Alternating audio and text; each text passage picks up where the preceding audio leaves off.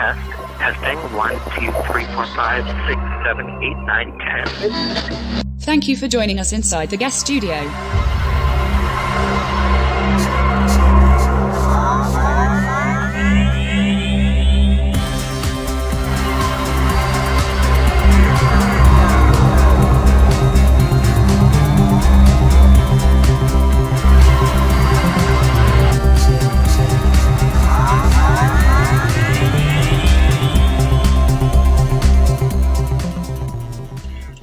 Dude, I feel so good right now. Really? Where are you? Because obviously you couldn't make it to Montana where I'm at right now, and no.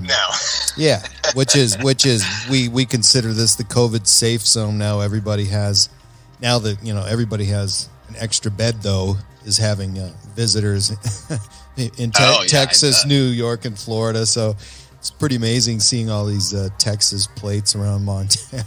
It's I'm a driving real deal. and I'm in Los Angeles. And I was trying to brake for this pedestrian. This guy was, pushing his cart, and this lady was honking at me.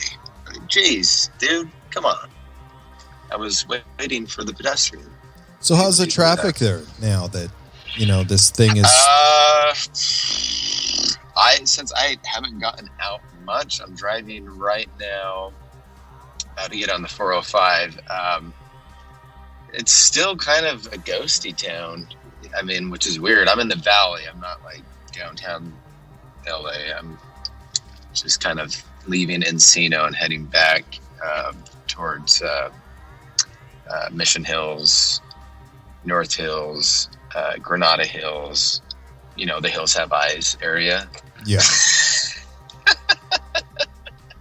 Somebody asked me where I'm from. I'm like, North Hills. I'm like, no, I don't know. That's Mission Hills, Granada Hills, the Hills Have Eyes. And some people get it, some people don't. I'm like, okay, well, whatever. But getting on the 405 is not too bad. The freeway's pretty much open. And I think that most everybody that wanted to leave LA is here right now, and it's pretty. I'm not exaggerating, and it's incredible to see who's actually here, and for our being in a touristy spot where I live, I thought it would be deserted this time of year, and it should be. And, everybody who needed to get out, they're here. Every bed and breakfast has people in it. Anybody that's renting a room or a house, those are all rented, and and not for a week. This is for a month or 3 months or so. Things have changed drastically here, and as well as where you are now. So it's different. Yeah, it's crazy. I mean, and I'm coming off of the hills, which not a lot of people know because I haven't been.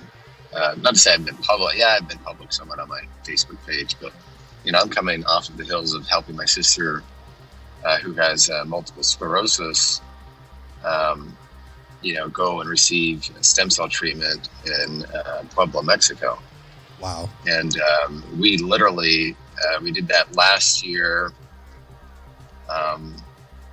She just had a really bad exacerbation and was in the hospital for about a month, and then unfortunately, that was the breaking moment for her marriage. Her husband just ended up just walking out on her and just said, I'm done. I don't know what else to do," which is by far the worst time to do anything like that. So, yeah. So anyways, went in, helped her, was her caregiver for about 4 months, and then, went to the same doctor that Selma Blair had hers done in Chicago. And unfortunately, he declined Samantha based on how far advanced she was. But ultimately, Dr. Rees in Puebla, Mexico at Clinic Rees, they were the only ones out of the entire world that would have treat my sister. So we went there last year, and then we came back straight away, and she went into a 90-day rehab facility in order for her to qualify for Medicaid or in-home health care. And that about broke her being in isolation, which I find all of this very interesting now that, she's been in isolation for so many months, Right. being trapped inside of a body that doesn't operate the way she wants it to because of her MS. But it has been interesting to now, right off of the heels of her getting out and then thinking, oh, everything's going to be right. Great. We're on the road to recovery. All of a sudden, whoa. COVID-19. It's just like all up in our face. So that's, I'm sure it is with everybody, everybody is living their life depending on where they're at. And all of a sudden COVID-19 just goes, whoa. Where do you think you're going? Stop. Whoa. Right. So that's interesting to me that you brought that up, and I never thought we'd be talking about this. But so what's the theory? I mean, the treatments that she was receiving in Mexico, how is that supposed to progress? How is it supposed to work? And can you still have access to that now? Well, what it is, the acronym is HSCT, and it's hematopoietic stem cell transplantation. And what that is it's a month-long process. And initially, Dr. Burt, the doctor that was in Chicago that treated Selma Blair, and I will add that Selma's doing very well. She's doing a lot better. Her speech was more affected than anything, but her speech is so much better now. And I'm so glad that she, as a celebrity, just said, look, I'm going to go get the stem cells done. Because for the listeners that are listening that really don't know a lot about multiple sclerosis or disease-modifying therapy drugs through the FDA and what stem cells does that is different, in a very, very short way to explain this and not take up a whole, hours of discussion on it, which I eventually, at the end of the day, had to do a lot of research on it so I could really understand that this is the way to go.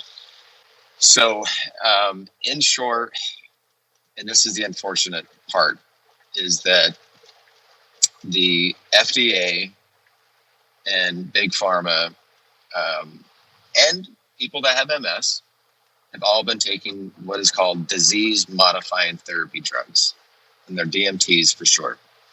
So all these drugs do and can do, as approved by the FDA, is try to slow down multiple sclerosis, try to slow down the progression of multiple sclerosis. What is multiple sclerosis? So initially, a lot of people think that multiple sclerosis begins in the brain. Somebody gets a MRI and they see lesions in the brain or in the spinal cord.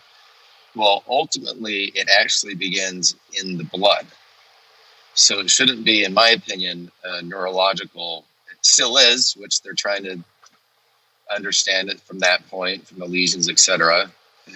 But at the beginning, the foundation of where multiple sclerosis begins is in your white blood cells. So for whatever reason, depending on who has MS, the white blood cells begin to attack its own body, attack its own immune system. And where then it starts showing its damage is where it gets its name. Multiple sclerosis is multiple scars, because the white blood cells just keep on eating away at the myelin sheath. And that is a sheath that covers, your nerve. And so slowly over time, once those then lesions appear on the MRI, and they now understand why Selma Blair, for instance, was having a hard time speaking, because her brain, having those lesions on the brain, those multiple scars, it really impedes people's ability to walk, which my sister can't. And the stem cell treatment, the idea originated I believe by Dr. Rees or by Dr. Burr. I'm sure it was Dr. Burr in Chicago. And he had the idea of just resetting the immune system by inducing chemotherapy, killing off the majority or you're bringing it down to a healthy level of immunity of your white blood cell count, bringing it down as low as they can go. And then as you're going through that, they're injecting your body with Filbostrom shots. And what those shots do is they help replenish positive new white blood cells that have no memory of multiple sclerosis. So they won't attack your immune system. So the idea was just kind of resetting it. And it was funny because when I was listening to this, as soon as, so I grew up Mormon in Utah, and as soon as I got off my Mormon mission, one of my first jobs was a vending machine repairman. Nice. and the reason I'm bringing this up, people are like, oh, hell, he's off on a way. He's on a big tangent. No, I'll bring it right back. Every time I went in to go fix a damn vending machine where a police officer or security guard didn't get his candy bar, at the end of the day, it all came back to resetting. Reset it back to its natural settings. We do a lot of that with our iPhones. It doesn't work, something's happening, reset it. Great. And that's literally what Dr. Burt's idea was, resetting the immune system. And by that, it's doing the chemo, which is scary. Yes, you lose your hair and it's painful and it sucks. At the end of the day, you get a brand new immune system. Right. So they harvest all of those stem cells that have been generating. And this is the thing is to be focused on, when people hear the word stem cell, they think, umbilical cords, leftover placentas, and, oh my gosh, the murdering of babies. And that's not the case with this. This is stem cells that are derived directly from the patient themselves.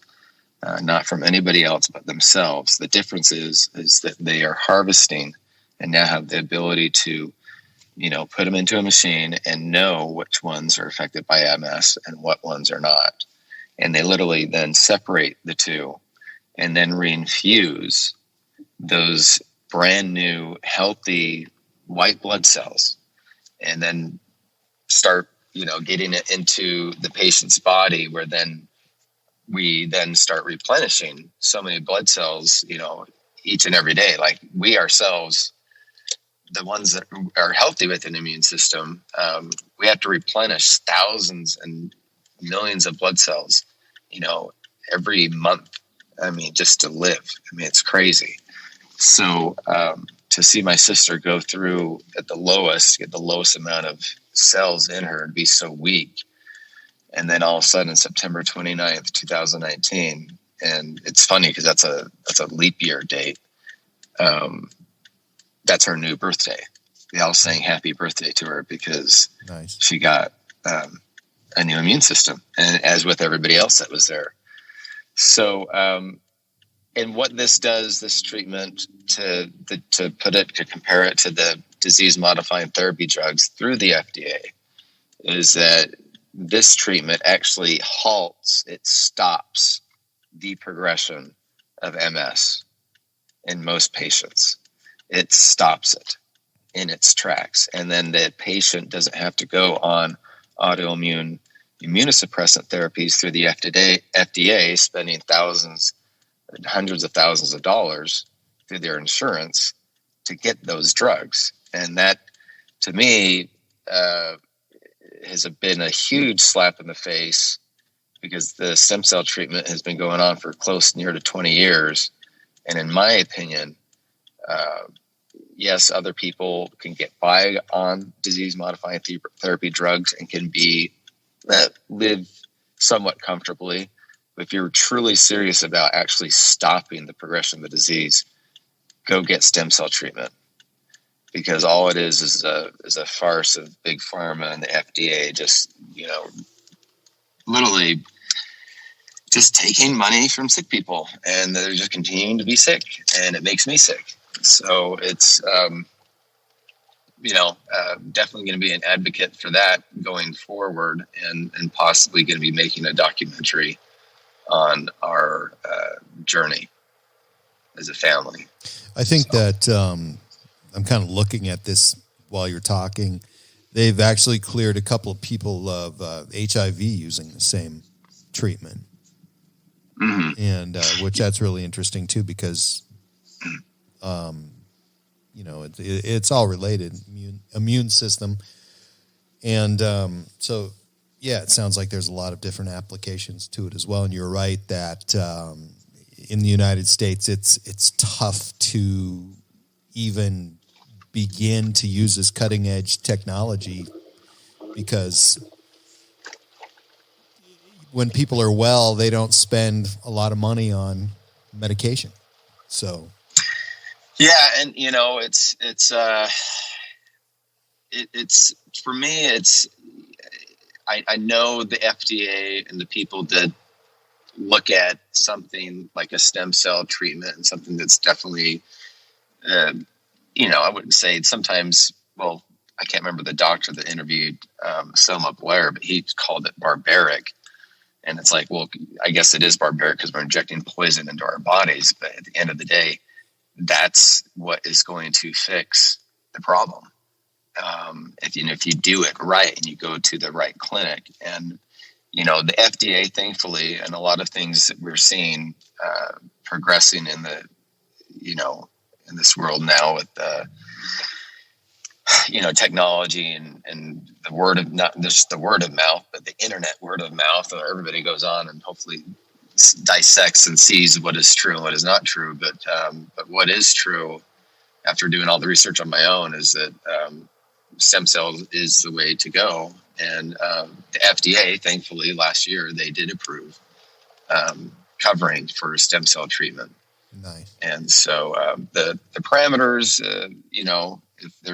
if you have any listeners that have MS or knows who somebody has multiple sclerosis, the Chicago clinic unfortunately shut down right after Selma Blair got treated. And I believe it's because Dr. Burt wants to go, and very genuine, very sincere guy that I met in person. And he is trying to go and advocate and help expand what he learned for 20 years doing stem cell treatment for people who have MS. So he's traveling to all the other different clinics, like in Russia and Israel. And I think they have one in Canada now, but he recently attended the clinic in Mexico that my sister and I went to. So when you initially find out that your sister has this, did you have any experience with that before? What do they do when a person's diagnosed, and what kind of direction do they point them in? I mean, obviously you start with a general practitioner and work your way up, but that takes a lot of time. Yeah. So she was diagnosed young, and she was diagnosed with, just as of recently, because I was wanting to go after one of the drug companies that we all felt was the drug that put her in a wheelchair, and we couldn't get her back. But she had a very, very aggressive form of MS when she was initially diagnosed at 21, I believe, or 20, super young. And here she is now 32. She's in a wheelchair, and it's just like, what the hell? Yeah. But what normally happens is a lot of people have a hard time getting even a diagnosis that yet they have MS. All the stories that I've heard, people, tingling in the hands and the fingers, double vision, maybe having a hard time speaking, a slur of words. My sister was a dancer. Her first onset symptoms were her dancing in, the high school drill team, and then falling just out of nowhere during her finale. And it was her left side. Her left side has always been her worst side. But she went, and she felt that that's what she had, but all the doctors, no. And then finally one doctor did listen to her and said, okay, let's do an MRI. Lesions all over the place. And you have MS. And she was married at the time. And I walked in and I felt, well, not bad that I said this, but I'm concerned. I'm like, okay, MS. I know and it is, it can be hereditary. So my grandfather on my dad's side, he had MS and he died when he was, he died in 1969, but he died on April 1st. I'll never forget it. And he passed away because he had hiccups and he was eating the food. And so he was a former vet. He was in the Navy. So eventually he got taken into the Veterans Care Hospital, and but he ended up choking on his food and passing away. And it's just a horrible, horrible way to die. I mean, just for suffocation. That's just. But he, so it's hereditary, and that's the first thing I thought of. And so I think our grandmother wasn't alive. Yeah, she wasn't alive anymore by the time my sister got diagnosed. But, both my grandfather's, he has two, a son and a daughter that are both physical therapists. And I'm possibly thinking that's why they went to physical therapies, because they had to help their dad so much. And they just find that interesting, which I also find very interesting. But eventually with my sister, when she got diagnosed, it was okay, well, this is now solves the answer. Now what do we do? And normally you'll go meet with a neurologist and they'll just present you with a list of FDA approved drugs that are called disease modifying therapy drugs. And from everything that I've read and listened to, I would say thousands of people, but hundreds of people talk about their experience. I would go straight away to stem cells. Like I just have a friend here in Los Angeles, which we'd met, I think, on a dating app, and it didn't work out and whatnot, but eventually we still became good friends. And then she ended up getting diagnosed with multiple sclerosis. Wow. And she said the universe definitely had us meet for a reason. And she's actually going to Mexico within the next month or two to be treated. And she would never had found out, or she may have been not as comfortable in going to Mexico without hearing my testimonial. And, they have a Facebook website and anybody can go on there and request information. I mean, these guys, the staff in clinic in Mexico and Puebla is absolutely amazing. By far, I've seen, and I wasn't receiving the treatment. My sister was, but I mean, I was treated like gold. She was treated like gold. Probably the best care I've ever seen. And I've been in a lot of accidents. I got a stupid kid getting into stuff with my dad's landscaping tools and whatnot. Got a couple concussions, rushed to the ER, broken bone. And I know this is completely different. I never had something as serious as MS, but I've never seen anybody receive that much care in the United States. I mean, they blow what I've seen in the United States out of the water. And when it comes to how much care.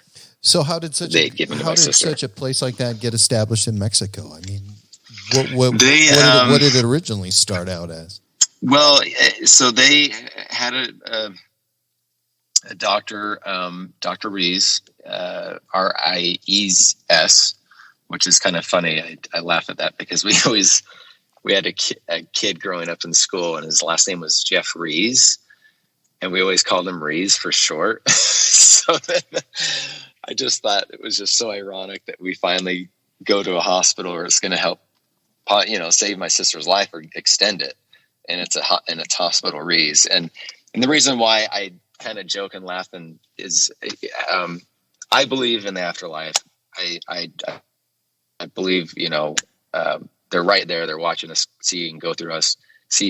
watch us go through all these, moments of, ups and downs of mortality. And so our friend that we always kind of made fun of, and he has the last name Reed, actually passed away of leukemia.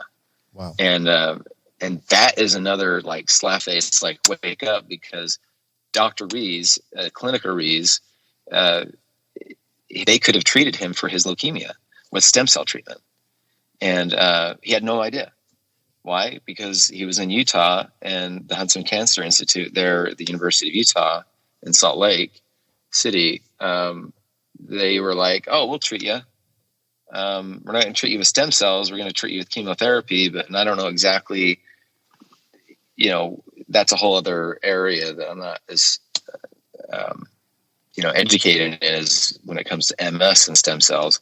But I wish his family would have known, because I talked to the doctors there, and they let me film pretty much almost everything for the documentary. And,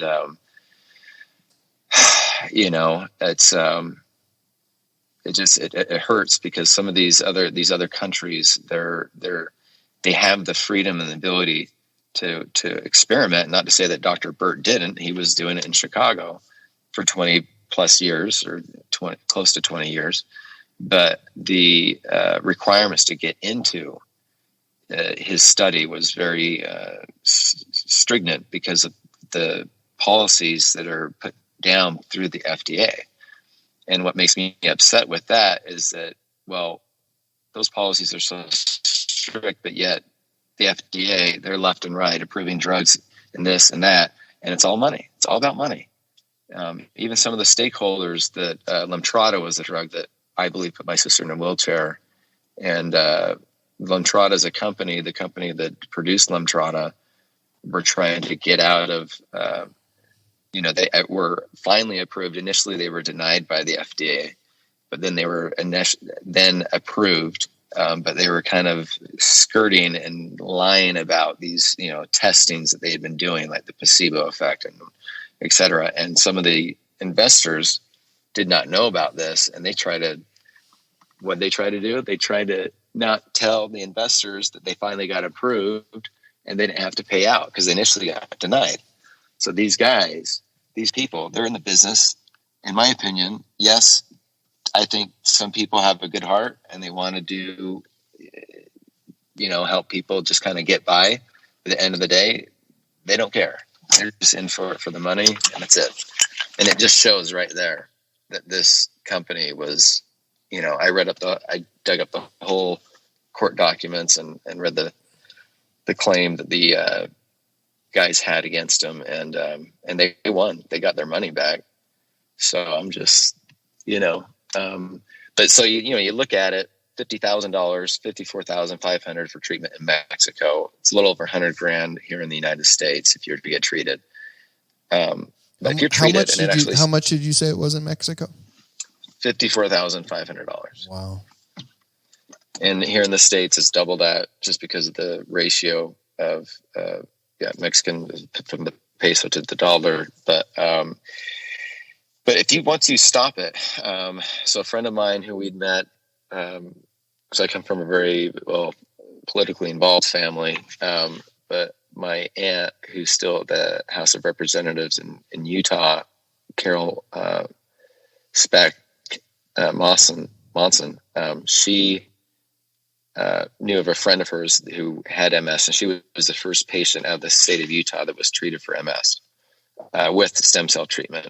And she has not had to take any disease-modifying therapy drugs, which, mind you, cost on a yearly basis, annual basis, anywhere between $50,000 to $500,000 a year. Wow, that's incredible. Per patient. Right. And so you do the math, and this doesn't take anybody, a long time to know that this is all about money. Because once you then take an individual that goes and receives stem cell treatment and they do it, then they don't have to take autoimmune suppressant drugs for up to 5-6 years. You times $500,000 times how many people are taking on DMTs, that is billions, trillions of dollars.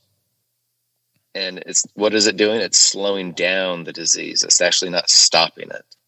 And so they're afraid. And this is kind of like, not to say I'm huge into conspiracy theories, but I honestly, having not experienced this myself and going through the motions of discovering this for myself and actually sacrificing and doing the research for myself and traveling to Chicago and traveling to Mexico and witnessing it for myself, I wouldn't have believed it. And now I'm like, you know what? I'm done. And when the whole COVID-19 thing hit, I had my concerns. I believe that there is obviously something there. I went and got tested. I documented it. I'm clean as can be. I'm very healthy. But what I don't like from a news perspective, and again, a part of, other than me being in Napoleon Dynamite and being an actor, I was a publicist for the Utah Film Commission and worked for the state government and federal government because I was in the reserves, in the Air Force Reserves for about 8 years. And then I did publicity for the Governor's Office of Economic Development for the state of Utah for the Film Commission. And that was part of my job, was being a PR publicist. Oh, let's see how we can twist the story and, not manipulate it, because you don't want to do that, especially when you're working with journalists. You want to be objective. But everything in the news, and especially as I've seen things play out, depending on what news channel you're watching, it's all very subjective and it's all very fear-based. And that's where I'm cringing, just as the cops have cringed at George Floyd's death, that the good cops that are out there that lead honorable careers and do the right thing 9 times out of 10, and you just get this one bad egg that then does this. I don't watch the news. I mean, I can tap into it through my, whatever source, I want, and I can just look at it and analyze it. And like, I have a million questions, and I know, again, you guys are their agenda. And again, from a money perspective, in my opinion, is to up the ante of fear so that it keeps people's eyes glued on the TV. And unfortunately, again, in my opinion, I have a lot of opinions, but there is a generation that grew up with the TV, in their, like when they were a kid, like my mom and dad, who's like 60, 70 plus. That's a dying generation. That generation is going to go away. And nobody's going to be watching the news anymore. They'll be watching it through a different, streaming app and whatnot. But with how many influencers that are out there on YouTube, and YouTube's investing and paying these guys money because, oh, wow, well, you have so many viewers.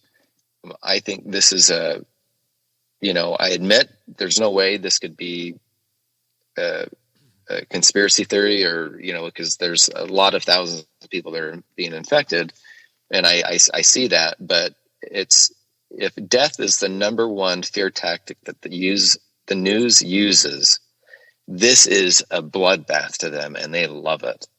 And I hate to say that they love it, but look at what it's doing. And I don't know what their ratings are, or the money that they're now taking in from from all the advertisers.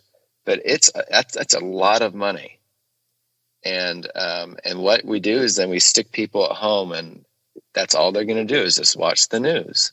And then so when I go home, I'm like, I have a decision. I'm not going to watch the news. I can read about it and understand it and know really what they're about, and that everybody has an agenda.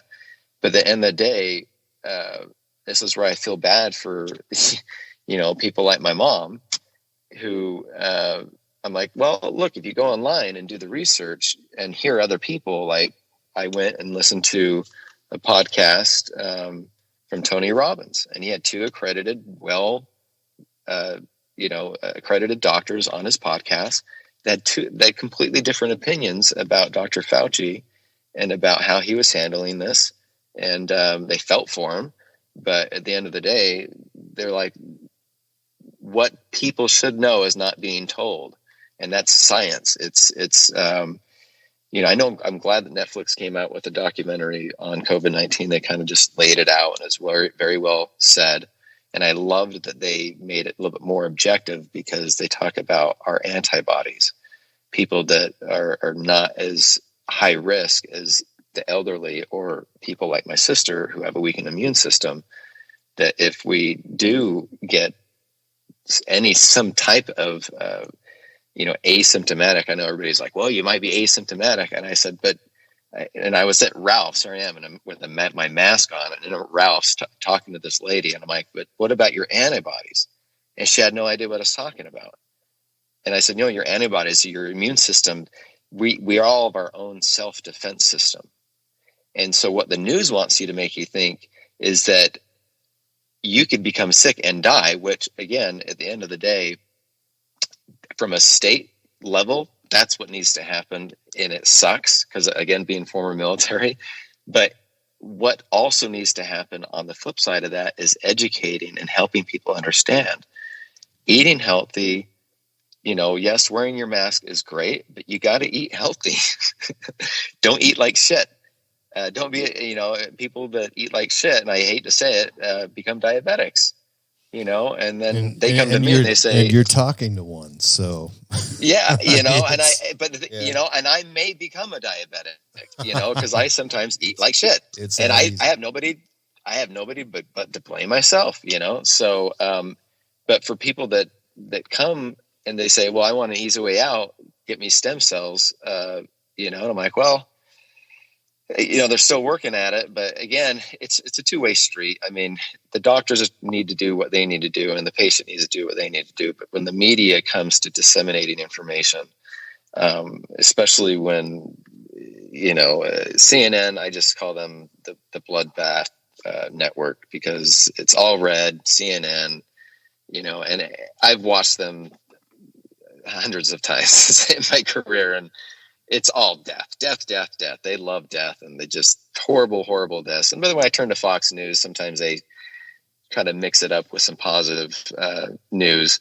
But what I like to see, and this is what I love about podcasts, what I love about the internet, what I love about what you're doing, is that we're getting and allowing people to hear other people's opinions, and everybody has that right to do that, and then to make their opinion based off of what they're seeing in the world. It's just that with this dying generation, not to say they don't know how to research, they went and researched in libraries and had the most patience in doing so, but now, they're getting old, new iPhones every single year, new computers. It's just like, no, I'm done. I don't care. And that's how my parents are. But I think we eventually, I think we are going to be becoming in the battle of the minds. The further we go into this new world of post COVID-19, it's really going to be. I hope at the end of the day, people take the time to educate themselves on biology and what they need to do to keep themselves healthy. I think about it must have been. I jumped on the COVID bandwagon really early because in February, early February, I thought, wow, this is going somewhere. So I prepped a bit, and I'm not saying I'm a prepper because I'm not a prepper, but I thought that this was going to be an issue. And then shortly after that, and I'm talking about like March 15th, to me it was, wow, there's got to be more news out there. The life goes on, the world keeps on spinning, but I can see where this is going to be a trend, and this is all we're going to be hearing about. And and it's either that now or the unfortunate circumstances that we find ourselves in with our law enforcement, but there's more happening on the planet. A lot of people are staying home and they're doing the right thing. But, as a global problem, the thing that really frightens me is all of the people out there that especially my wife is from the Philippines. So I've been there and I've seen the poverty and people that live not day by day, not day to day, but moment to moment. And not having any sort of income to even purchase things like food, much less clothing or shelter, you know. So so globally, there's a lot of people there. We're losing a lot of people, and because of starvation, of course, because of this disease, and we don't hear about that. And because that doesn't buy interest, and that's the one thing that I learned in my public relations class, is that it has to be local or has to be relevant to draw eyes in. And I haven't been on set with Joaquin Phoenix yet. I really want to get on set with him. However, I don't know if you remember the show, or he, it was a genocide. And he was playing a cameraman in, telling the story of this genocide. And then that Hotel Rwanda. But the actor that played, and I can't say what set I was on with him because I signed an NDA, but he was a basketball coach in this. Well, anyways, I'm not going to give too much up, but I was working with them, and it was right before I was going to go to Mexico. And I just remember him and his line to Joaquin, and he just said, why don't people come here and help us? That when they see such atrocities, that was somewhat of the line he gave to Joaquin. And Joaquin, and his character is a cameraman, he says, unfortunately, people all across the world, and I'm not just going to say America, it's all across the world. They flip on the tube because he could be filming for the BBC, and they watch it and they just say, wow. And this is the truth. And it's a hard thing. Well, I'm in another country. This is horrible, but there's really nothing that I can do. And it's really the government that should step in and do things. But Joaquin Phoenix's line, he says, unfortunately, they just are going to turn off the tube and not care. Right. And it's not that we don't care. It's just that we don't know how, I think, as humans, know how to help. And I find this all too interesting, as now that this is happening. It's like, wait, so we can't run out and help. It's just that we have to stay at home. That's what we do to help, stay at home. And in this situation, I totally agree. We got to maintain it. I remember watching a documentary that Dr. Fauci was in on, the flu epidemic in the 1920s, wasn't it? Was it the 1920s? Yeah, 1919, 1917. The Spanish flu. Yeah.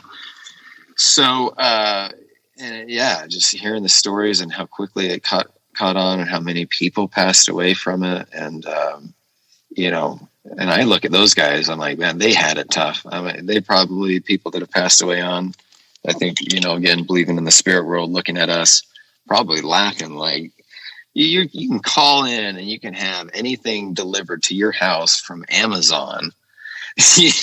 Here we were back in the day, we didn't have any of that, Right. And I think, but at the end of the day, with how we're living, I think it's just a battle of the mind. There were more back in those days, 1920s, still kind of in the hunting and gathering phase, to have really a lot of easy access to just go down to the market and pick up something. All I have to do is wear your mask.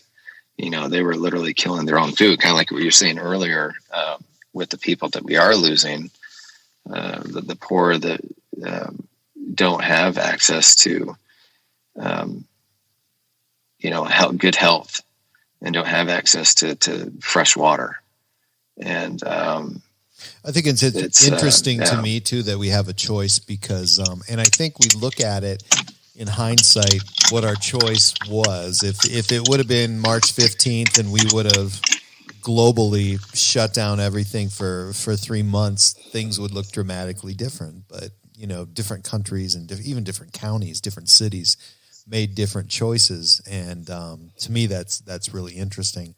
I think that, there's going to be a lot of research, hopefully, there will be. Of the reaction and the action and the reaction and what things look like, and how people did things differently. And so I hope that it's a learning experience at times. I people have taken this wrong, and I don't mean it to sound anything else other than what it is. To me, I think it's a personal blessing, meaning that there's been some growth, for me and my family and our ability to relate to each other and get back to. It's what you make of the situation. Right, making lemonade out of lemons. It's what you make of the situation. And not a lot of people have that. So bravo to you and your family, man. You need to come together, and I think this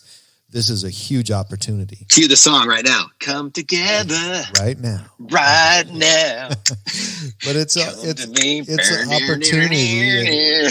People need to take advantage of it. I mean, it's what an opportunity. And I was going to ask you if I knew we were going to get on this topic, but who is the first stranger that you would like to go hug if this thing ever breaks and becomes something that we don't have to worry about anymore, because I look at these people out there, I see these people out there, and I like that's a needy person. That person needs, more than just, so I thought I would like to do something, and it's really hard right now. And, but people need to step up. I mean, it's long overdue in time. We shouldn't be talking about how we're going to put our kids back into school and things like that. We need to, put us back together. And yes, lots of people could potentially die, but I think that all these people, everybody's important. And one of the things that really bothers me is the fact that we have all these healthcare workers, and if we don't do what's right, we put this huge burden on them theoretically for a very, very long time, Mm-hmm. So if you have a job where you're already working 60 hours a week, now you're going to have to work 100 hours a week, and you're never going to get a day off, maybe in 5 years or 10 years or whatever. I mean, that healthcare community is under a huge amount of pressure, and I can't even imagine the stress how that would even feel. I'm so happy that I didn't become a doctor, even though I'm sure it would be nice at times. So are you, because I know I was watching, at least, when I go on to Facebook and I do like that, since I don't watch the news at times and don't have cable, I just do the streaming thing and the internet, and that's it. Because that's really, in my opinion, is all you need. I mean, you can get anything. You don't need cable. And obviously a lot of people are getting it, but watching Governor Newsom, from California, be on a Facebook Live and talking about reopening, the school system. Are you nervous? Cause again, I don't have kids. I have my two dogs. Yeah. I have 3 kids. But are you nervous thinking that a lot of the kids are going to get sick and it's going to overwhelm our health care system? And that's really what I'm worried about, is the fact that, we're going to lose some of these healthcare providers, because obviously you're going to give them a responsibility with, that's going to be 24/7, probably at least 6 days a week or 29 days a month. And there's a big question mark how long that's going to last. And, so that's hard. That's hard to deal with, for people. Yeah, it is hard to deal with. If you're looking at it like a worst case scenario, schools implemented, all the kids start going back to school, and say all hell breaks loose, and then everybody starts getting infected and da-da-da-da. But I look at it, and again, I'm not going off of any quoted stats. I'm just going off of my intuition. I could be wrong, but in the beginning, being a former PR person and a salesperson, it's all about the numbers, especially stats, quantitative statistics. I remember taking in college, and it's very, very important about the source that we're getting our information from and making sure that it's accurate. And as far as I am aware, from what I've read, again, the people that are more likely to get diagnosed and have COVID-19, again, are those that, yes, have a weakened immune system, like my sister, that have just been through chemotherapy. Okay, high profile. Elderly people, high profile because of the fact that they're just old and they're getting sick and they've lived a life of mortality to the point where their immune system is not as robust as kids.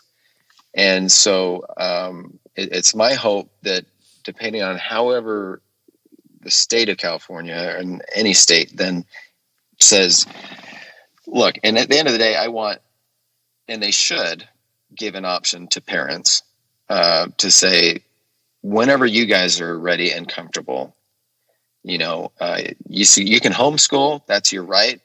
I think every parent should, if they don't feel comfortable sending their kid to school, then they can stay home and do the homeschool. But if you and your kids, say, hey, I want to go back to school. I want that social distancing interacting.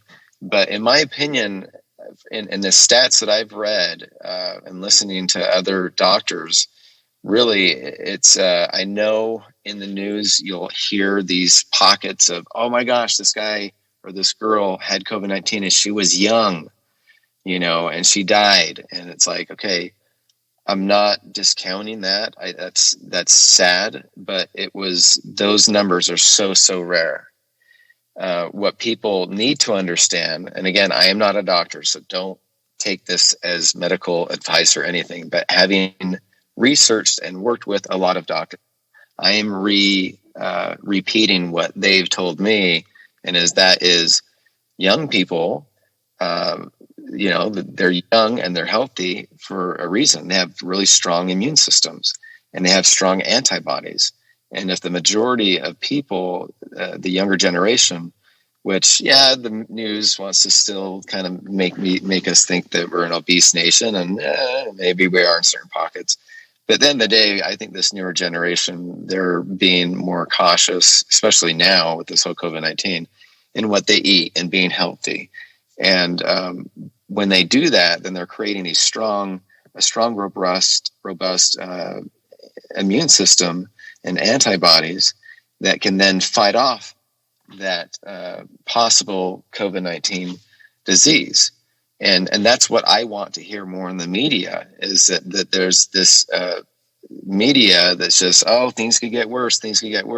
And I understand that in order to kind of prepare people's minds to just say, hey, be cautious.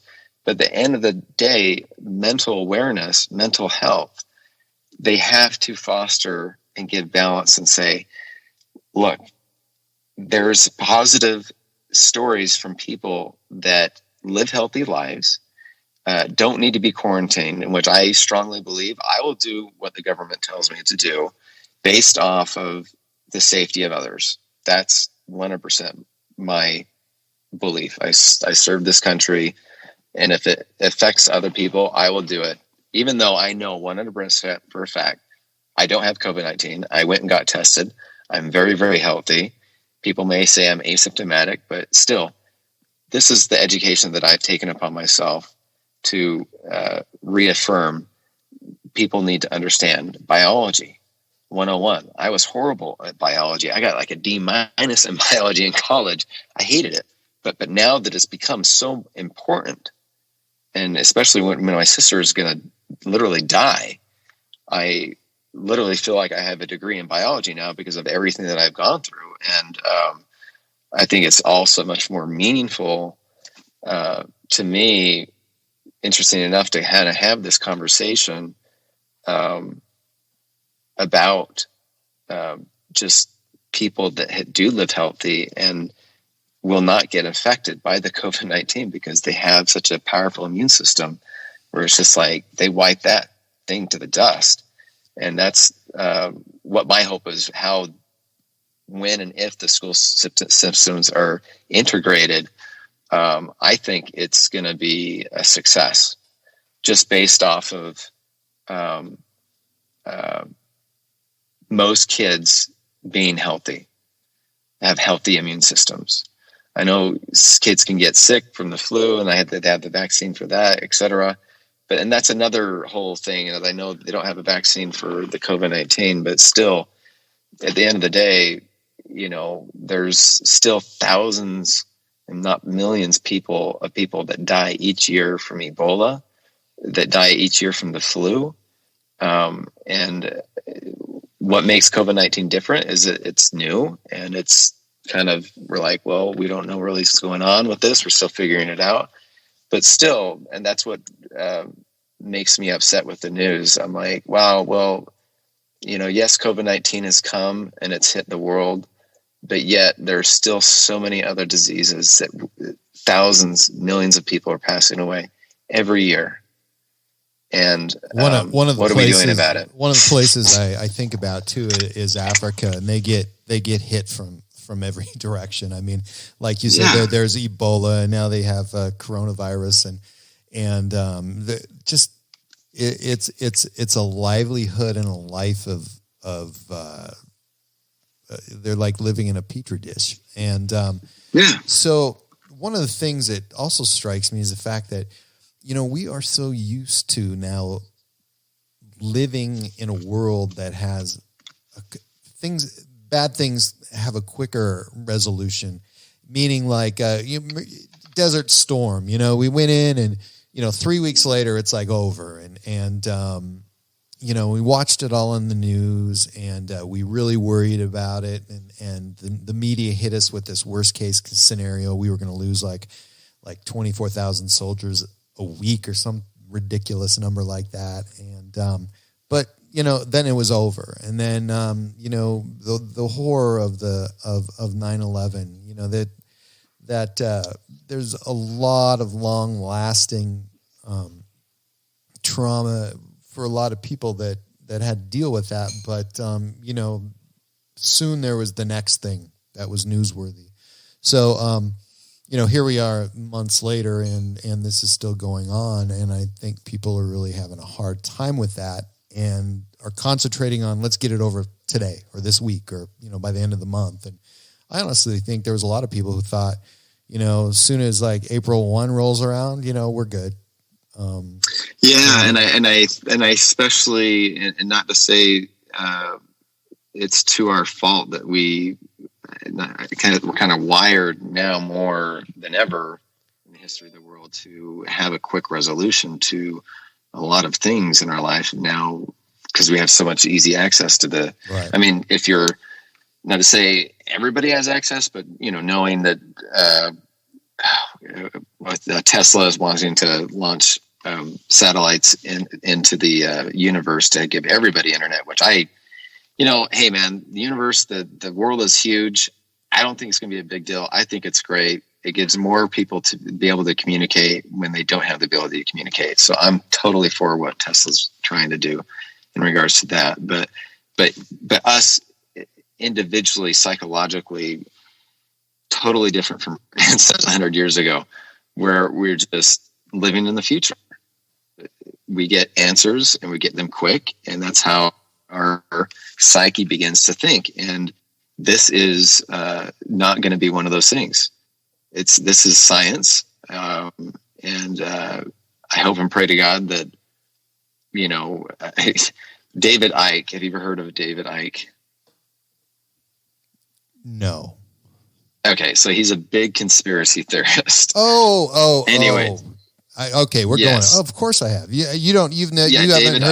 haven't heard my other podcasts, so. Okay, no, I haven't. Anyways, I did not.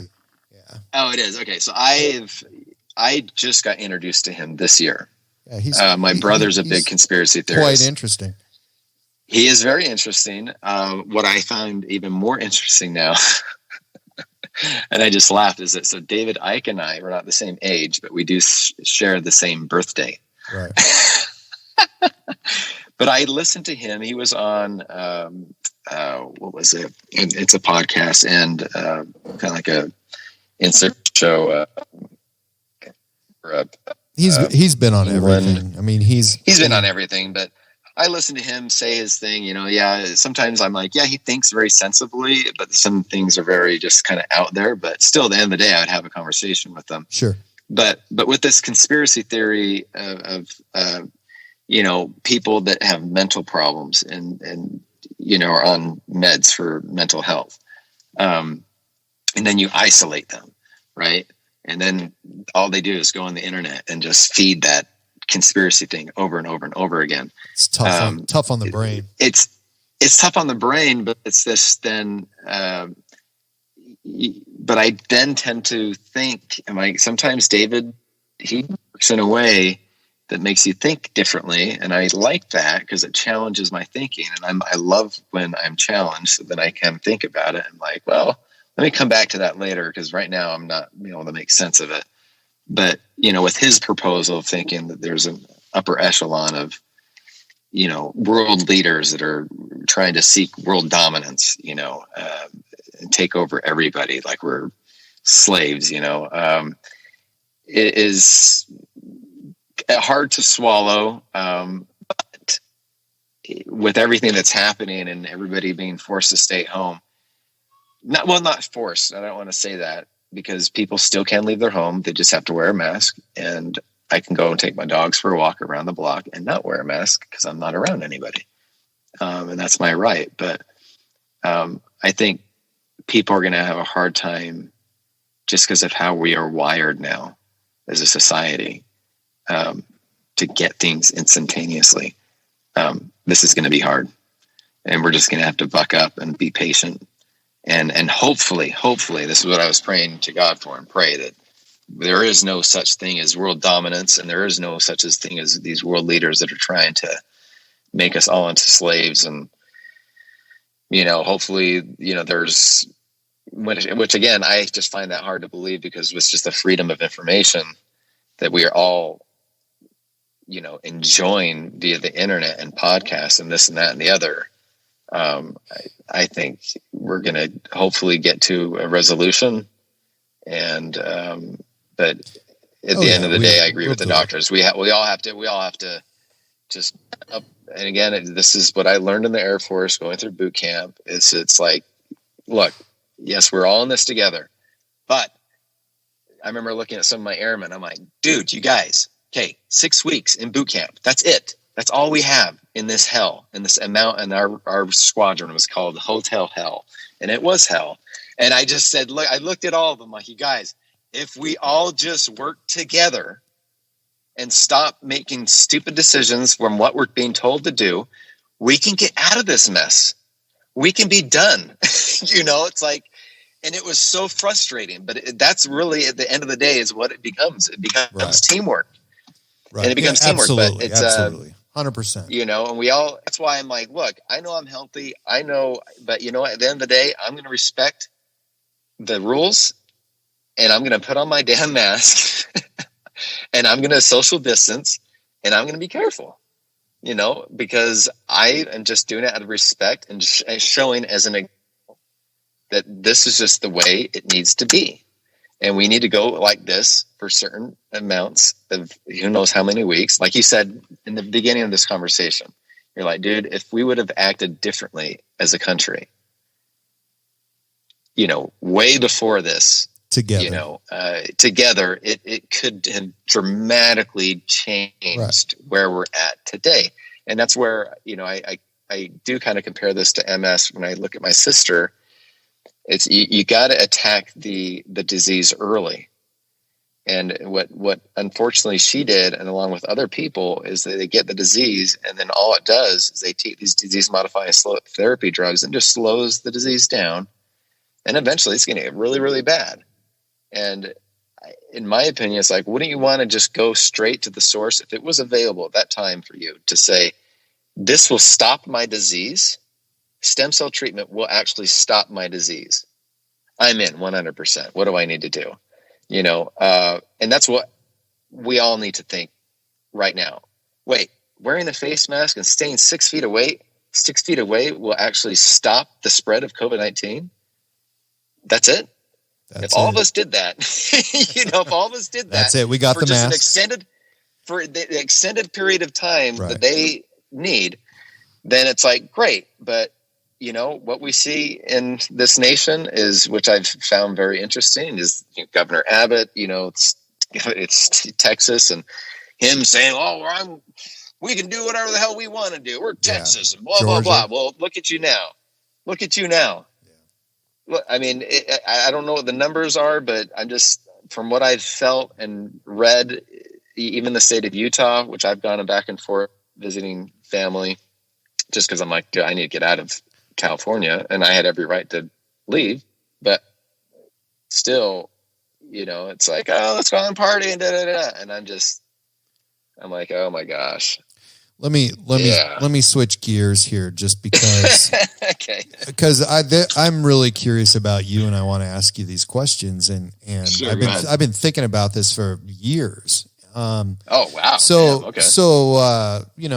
it seems like yesterday, but there was a comedian that I knew, and I used to kind of follow him around, and he ended up being on Comedy Central and things like that. And he was coming to town, and I don't remember what it had to been.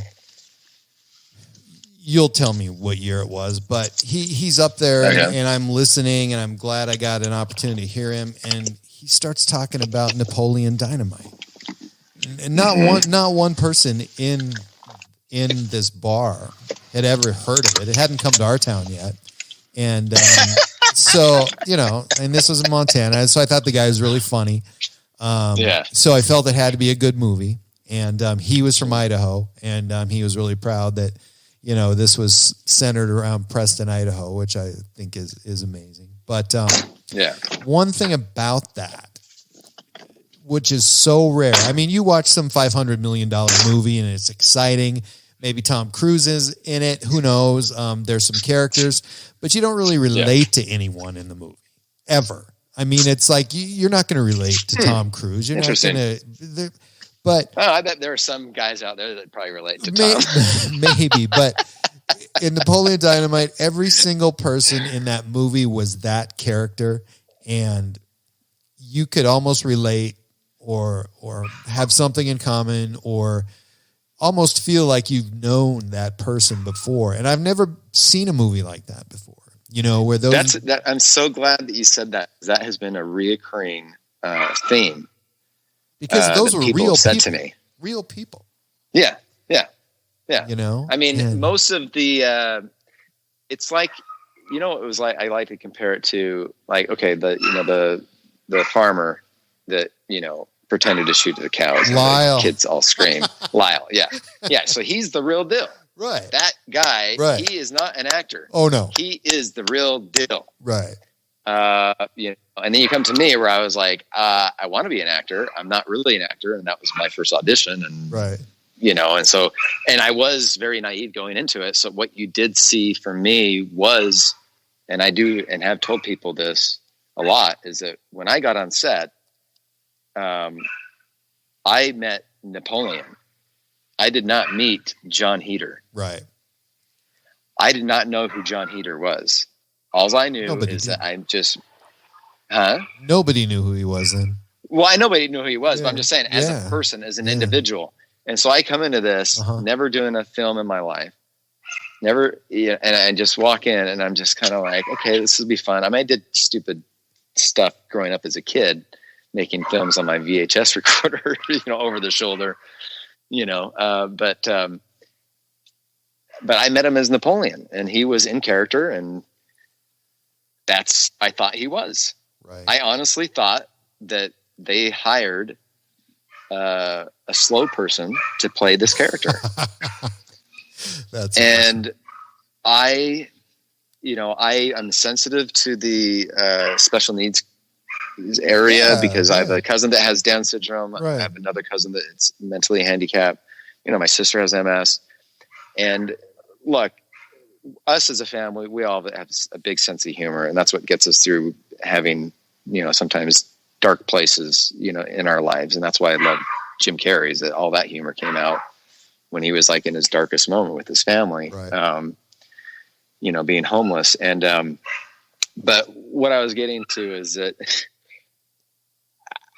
I didn't want to, like, halfway through shooting, I was kind of getting uncomfortable. I'm like, I think he's not all the way upstairs, and this movie is making fun of him. It's awesome. ridiculing, right?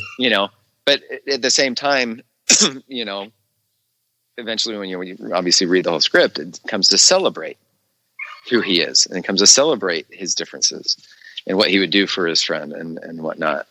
And but I remember calling home, and I just told my mom, I said, "Mom, I'm not too sure about this.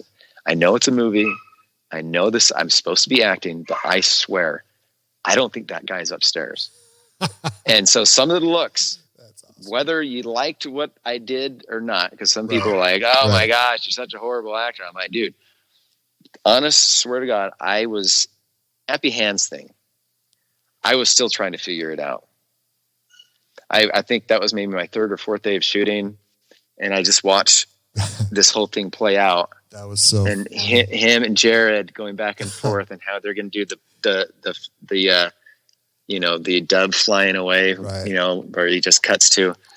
I'm honestly doing what I did in the back. I just looking at it all inquisitively, like, what the hell is this?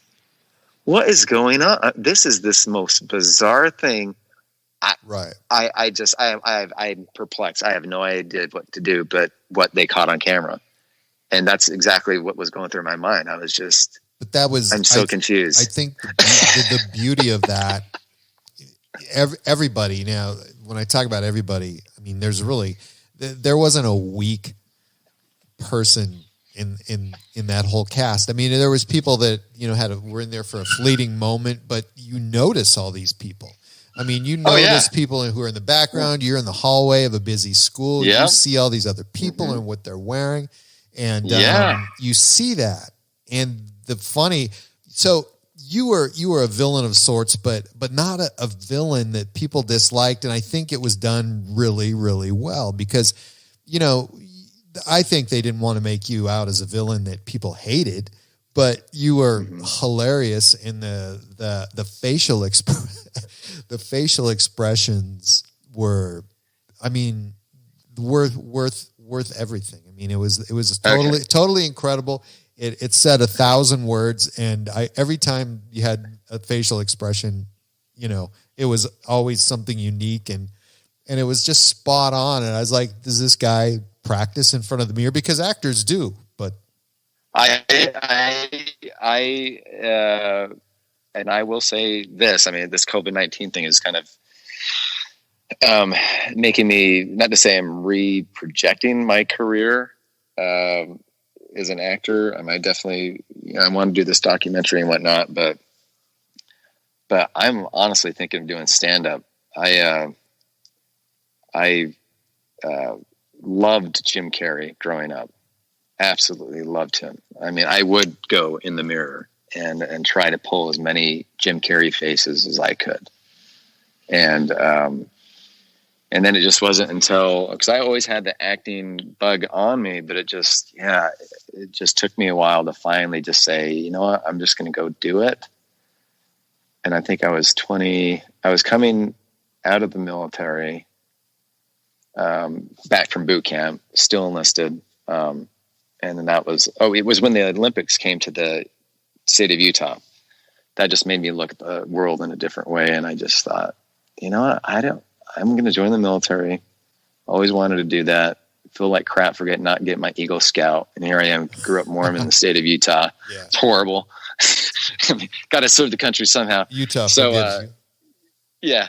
So served for about 8 years as a chaplain assistant. Nice. And then, but then I straight away got into acting, and by a lightning bolt, just super, super lucky, got booked on the Napoleon deal, which I had no idea was even being shot in Preston, Idaho, until my agent called me and said, "Oh yeah, the lowrider broke down where Pedro's cousins are in the lowrider. They had some problems with it. They said, "Can you come up earlier?" I'm like, "Yeah, okay." And I'm thinking it's Salt Lake City, Utah, because that's where I auditioned for it. I'm from Murray, Utah. And anyways, they're like, "No, it's up in Idaho, in Preston." I'm like, "What? You didn't tell me that. I have to drive all the way up to Preston, Idaho?" They're like, "Yeah." I'm like, "What?" So, but since then, a lot of stories from my childhood and whatnot, and thinking about going stand-up comedy. Because a lot of people, they keep on saying something about my facial expressions, where I'm just like, okay, well, if it makes you happy or makes you uncomfortable, I don't know, one of the two. I mean, I think I'm just going to get up there and give it a shot, down here at one of the comedy shops here in LA and just see what happens. Yeah.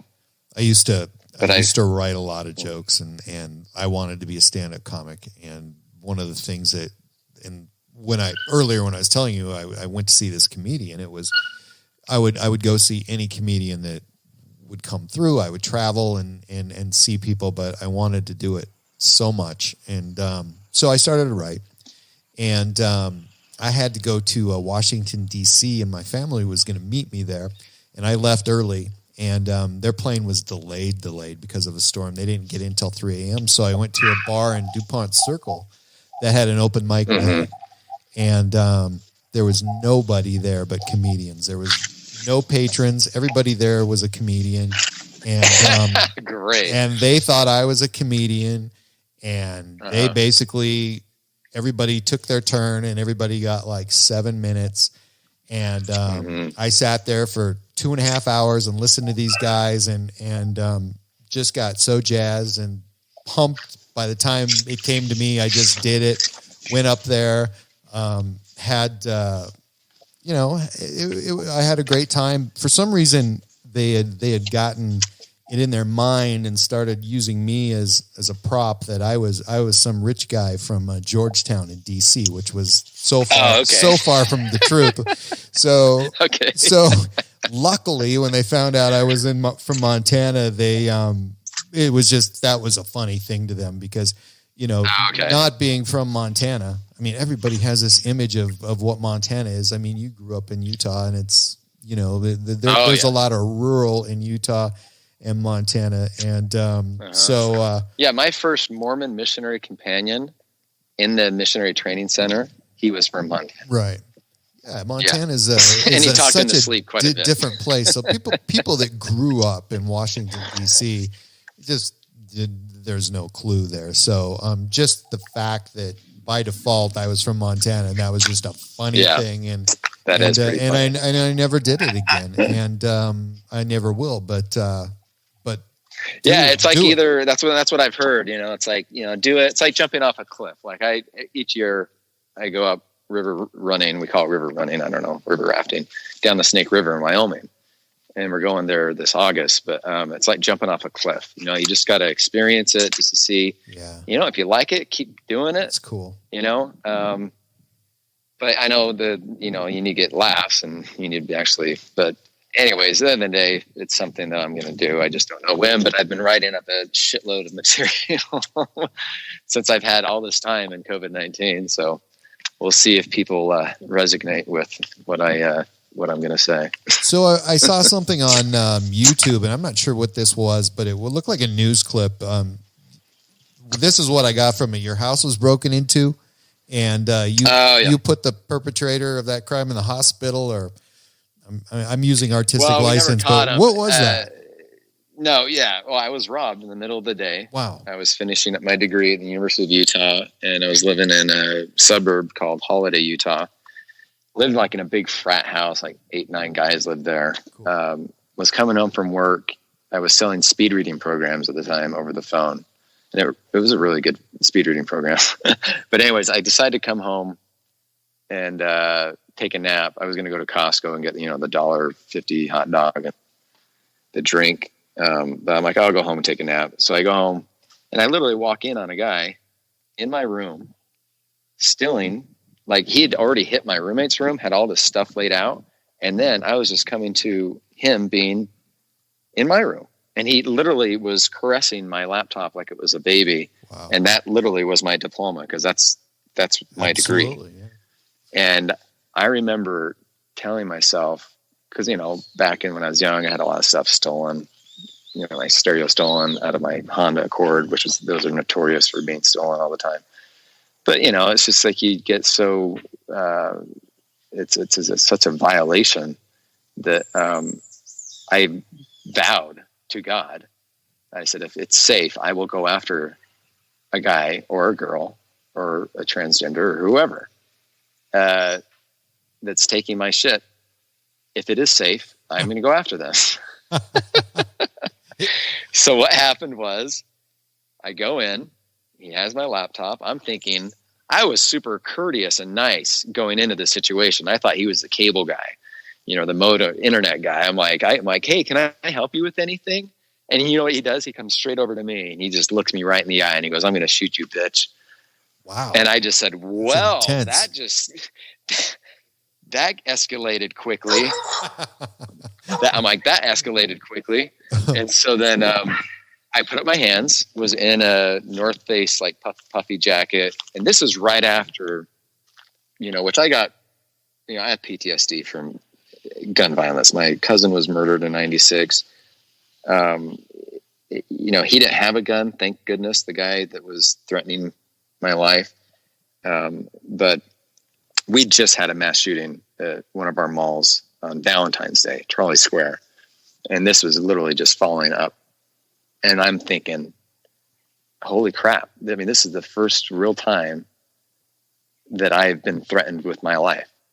But for my military training, you know, I was situational awareness. You're looking around, you know, just eyeing everything out as you're being threatened. And he never took out a weapon, a knife, a gun, and showed me that he was in charge, that he meant business. And so I noticed that, and he just continued to help himself with his laptop.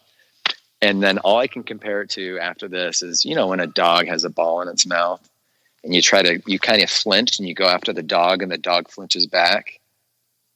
It was like he was the dog, he had the laptop, which was the ball, and I was the person like, am I going to do it? Am I going to do it? So we played this little flinching game back and forth for a bit, and I'm not knowing what I'm going to do. What am I going to do? So I'm thinking, live with a lot of guys. It's in the middle of the day. I want him to leave. He doesn't have a weapon. I'm just going to go and I'm trying to get my laptop. But what I ended up doing was just literally bear hugging him and screaming at the top of my lungs like a girl. And I was like, help, help, help, help. And he just ends up, you know, getting away from me. He socks me in the jaw. You know, wow, I take a sucker punch to the jaw, hits me in the jaw, drops the laptop, the battery breaks, and then he just scuffles for the door and he just bolts. He just leaves. Nice. And then I'm just like, what the hell just happened? You know, I first go up to my laptop. No, first I called the cops, you know, and then I called my dad. And he hates the F word, you know, growing up Mormon, you know, we're not taught to swear. Yeah, and I'm dropping the F word every second, you know, every other word. And he's like, but are you okay? And I'm like, wow, yes, I'm okay. My adrenaline was just like, I mean, it was going. And so then knowing that I just graduated in publicity, what do? I call the 10 o'clock news. I call KSL, the NBC affiliate. Hey, you guys will never believe what just happened, because it was shocking that right. Was in the middle of the day. This guy comes in and starts stealing my laptop, and then I confront him and then he leaves. But it was just a crazy experience. And then I think, Inside Edition, I had to laugh about this. Inside Edition wanted to do a piece on it at one time, but they thought that I had got really injured. And they said they bagged it. They're disappointed like, you weren't injured. Yeah, well, I said I'm going to the doctor's appointment, so I can't do that day. They're like, "What? Are you injured?" And I just said, "No." I think it was that, and I was asking for money because by this time, the NBC affiliate ABC did a story on me. And then I reached out to a friend who's in the entertainment industry, and I said, this seems like an exclusive. Can I get some money off of this? It's Inside Edition. It's, it's national. And she said, yeah, you should shoot for it. And I think that's probably why they sort of like, oh no, we're not going to pay this guy money. He's not even injured. People are getting robbed all over the U.S. Yeah. But they just found it interesting that, yes, I was in Napoleon Dynamite and I went after a would-be thief, and, but he didn't get away. I think he got away with my roommate's watch. Like, I saved so much of my roommate's, like his Xbox, everything. I mean, I don't know how he thought he was going to get away with that much stuff. I was like, dude, he had bloodshot eyes. He was wired on something. That should have been your payday from the roommates. That's paying you back for saving their stuff. I know. Exactly. And he just said, hey, thanks, man. What's up next? I mean, you just biding your time through this pandemic or endemic or whatever it turns out to be, and yeah, it's been interesting. I've been doing a lot of yard work, which I love. Grew up doing landscaping with my dad, so that's been kind of keeping me busy. But now the self tapes, the auditions are picking up, right? And I think I may go to Utah. I haven't checked my email yet. Bud Light, and this is big news for Utah. If anybody now goes to Utah, don't have this perception that we're easy on the alcohol, because we're now not. 5% alcohol is now allowed in grocery stores. Wow. in Utah. And I will say Utah has some of the best breweries in the country, and they are now available in Utah at any grocery store. They're like really good IPAs. They're amazing. So that's good. But so Bud Light, they're getting in the mix. And so I think I may have booked a commercial for Bud Light. I have to drive up there and shoot it. Cool. For a couple of days, but it'll be fun because Duff Rich, he was one of the producers on Napoleon Dynamite, or he was a crew guy on Napoleon Dynamite. He's now a producer on this.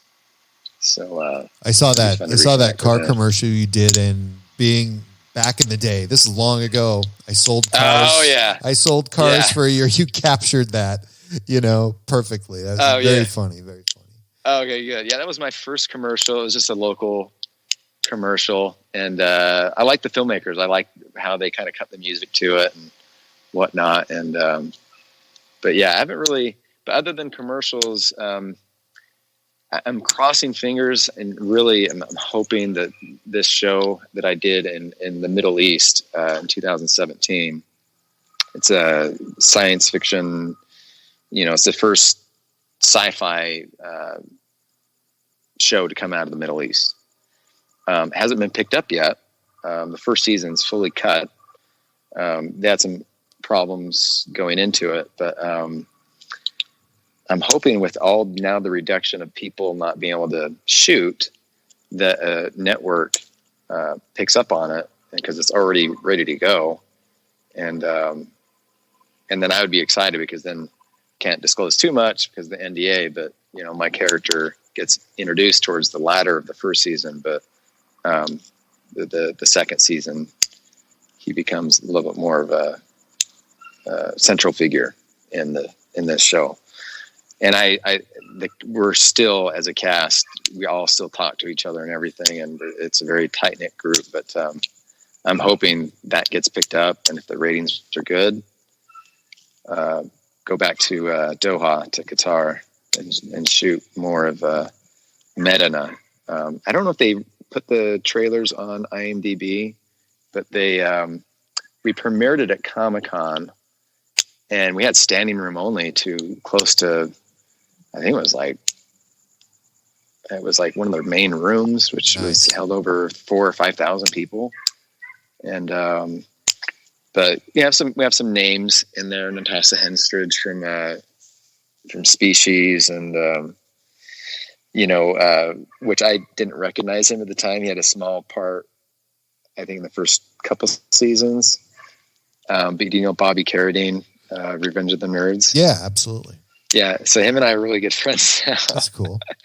But he was in it, and so him and I just drove on down to Comic-Con with my dog, and I was like, this is so freaking cool. I mean, I see him as Bobby now, but up until then, I mean, he was all, the main dude, in my opinion, the guy that I loved in Revenge of the Nerds. You see all kind of stuff now, especially on Netflix, coming out of the woodwork that has been taped.